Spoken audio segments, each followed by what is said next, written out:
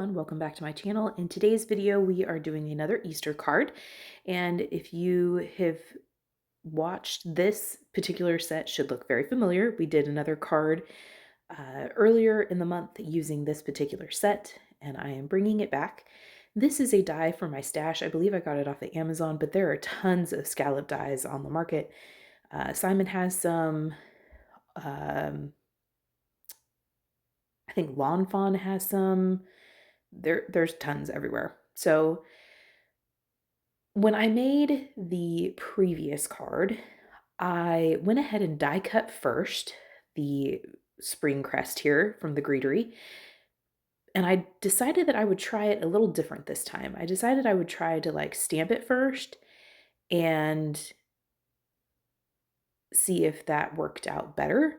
So what I ended up doing is I ended up taking the die out, placing that over the stamp as it was on the door of my Misty. And I'm bringing it up to my face because I'm blind as a bat, and just trying to see if I needed to wiggle that stamp around so that it would better fit in the die. I hope that makes sense. So I have the cut side of the die facing up, and I have the stamping side of my stamp also facing up, so that facing toward me, so that when I actually go to stamp this, I have a better chance of getting that die in the right position when I go to cut it. I hope that makes sense. That was just something that I tried, and it did work pretty well. But I will show you something later in this video that I figured out that I wish I would have figured out earlier, because it would have saved me so much time, and it involves the packaging. So stay tuned for that little pro tip there. So the first thing I'm doing is, again, these colors will look very familiar also. I chose to just reuse the color palette that I had originally designed for the previous card. I kept that die and that image, and I chose to just kind of redo that. So here I'm making sure that when I go to place my stamp in, that I'm not going to cut things off. So this worked-ish. If I would have been thinking, I would have went ahead and placed the die there, and then again put the cutting side of the die facing my paper, put the stamping side of my stamp facing the stamp itself, or facing the paper, and done it that way. So it does get a little off. Some of the flowers are kind of whoppy-jawed in there. So I wish that I would have thought ahead to do what I did in the beginning. I don't know why I didn't repeat, but I didn't. Decisions were made. I guess I'm showing you things, just various options you can do when trying to get stamps that may be a little more tricky to lined up. So the green was Aspen from Simon Says Stamp. The peachy pink color is Shell, which of the filming of this video is a fairly new color to Simon. This is going up in March and I'm filming this in January. So as of the filming of this video, this is a fairly new color. And then the blue is Morning from Simon Says Stamp. So those are the three colors that I chose. Now, let's say that you have a smaller ink stash. Maybe you're just starting out, or maybe inks are just not where you've chosen to invest your money. Or maybe you would like to see more depth in these images. You can always double stamp things or do second generation stamping, which means you ink up your stamp, you stamp it on a piece of scrap paper, and then you, without re-inking it, you stamp it on your project. That would be a way to give you more colors, but really 3 colors is not too bad and is actually kind of limited for me. So here is the pro tip, people. Look at the packaging. And I noticed, I thought to myself, this looks to be about the same size as this stamp. And sure enough, I put the die up to it, and it is the same size as the die. So in the future, when I go to stamp this image, I am just going to use the packaging as my guide. So sometimes this does not work because in order to give you um, examples, they have to mess with the proportions and the sizing of the scale of the image. But in this situation, they did not. Like the size that is on the packaging is the size of the stamp. So in the future, if you have this and you're struggling to get it lined up, use the packaging. So set your packaging down and use that as a template, and that will save you an enormous amount of time and fiddling. So now I have the everything stamped out, and I'm just trying to kind of line up that die, and I will die cut this out. I die cut those out and I glued, I'm going to end up gluing these kind of top to bottom, bottom to top to where they overlap. So I'm going to actually snip off some of the top piece, kind of that triangular piece right there with no flowers. And then I'm going to lay this on top of this. I thought that was an interesting and new way to use this that gave you a more versatile look. And I was trying to decide if I liked it to where the greenery was on the top. Did I like it more when it was tucked behind? Did I like it better if it was chopped off?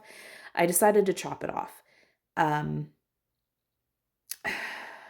don't know if I necessarily regret this choice, but I do have to do some magic with some foam tape in order to get all of this to line up and to be even-ish on the card. So at this point, we have two of the same one. I'm going to glue all of these together and just continue to snip off the excess so that I can glue these together as one piece. Before I glue it together, I do want to make sure it is going to fit on this scalloped piece. Like I said, this die is a die set that I purchased from Amazon, but there are tons of scalloped dies on the market. I think even Concord and Ninth has some. And I'm just trying to make sure that when I glue these, they stay within the confines of this scalloped piece. This is actually Materica KRAFT cardstock. I get all of my cardstock from Cardstock Warehouse. If you've been on my channel before, you know all of this. This is not new information. And anything that I have that I know exactly what product I used, I will list it below. The white that I stamped on is HAMMERMILL cardstock. My card base is Paper Studio cream cardstock, so cardstock from Hobby Lobby. I find that that is fine for card bases, but I do not like to stamp on it. Anytime I do, the ink bleeds and the image is not very crisp. So I don't stamp on it, but I do like it for card bases. So I have glued this top one on here, and now I'm going to glue this second piece on here, and I'm just trying to kind of multitask. I'm a mom of 4, so we're always kind of under the gun, and I had kids trying to talk to me at the same time, so I was a little scatterbrained at the time. But anyway, I've applied some liquid glue to the back of this. I'm going to flip this over and just kind of make sure that I've got the same margin of space, top to bottom, left to right, and get these two lay on top of each other. And I will discover at this point that it's not very even. And it doesn't bother me enough that I was willing to like rip things apart and start over. But it did bother me enough that I did feel like I needed to put some foam tape underneath those ends on this bottom piece that we just glued down so that it wouldn't be so dramatically uneven. So I have some foam adhesive strips from Amazon that I will eventually tuck under those 3 points on the bottom of the card. In the meantime, I am going to go ahead and stamp my greeting. I'm just stamping Easter. This is from that same Spring Crest stamp set, and it does have a coordinating die for these larger scripty words. And I'm just going to stamp that out in the Aspen ink, and I'm going to die cut it out a total of 3 times, including the one that will go on the top. I felt like this greeting needed to be just a little bit higher as well, so after I stacked a total of 3 of those up together, I took more of those foam strips from Amazon, and I'm going to tuck 2 pieces underneath this greetings just so that it stands up a little more level and doesn't get sunk into this shadow that is formed by this spring crest that we've kind of doubled up and put together. Once that is done, I'm going to flip this over, apply liquid glue to the back of this, and glue this onto our cream card base. This is actually going to be a side folding card. Or a landscape card, excuse me. I originally, when I designed this card and kind of had the idea in my head, it was going to be a portrait card, but that's just not how it all worked out. So now we are ready for finishing touches. Everything is glued down, and I went into my stash, and I don't know who these are from, but these are some larger, like silver iridescent, like shiny pearls. And I felt like these corners needed something. And so I was looking through my stash, and I felt like they needed to be fairly large, or a group of like 3 of them. And these were they were perfect. So they were silver and have kind of a little bit of a shine to them.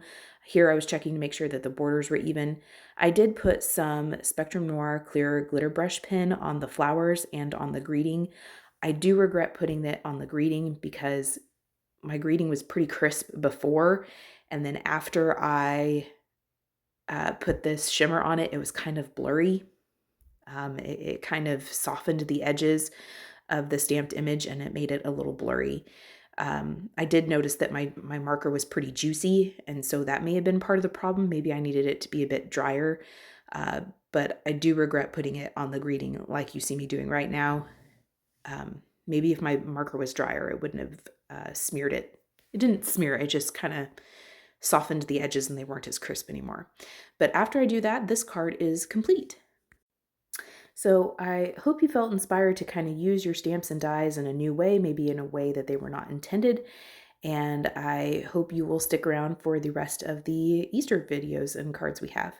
Until then, we'll see you next time. Bye.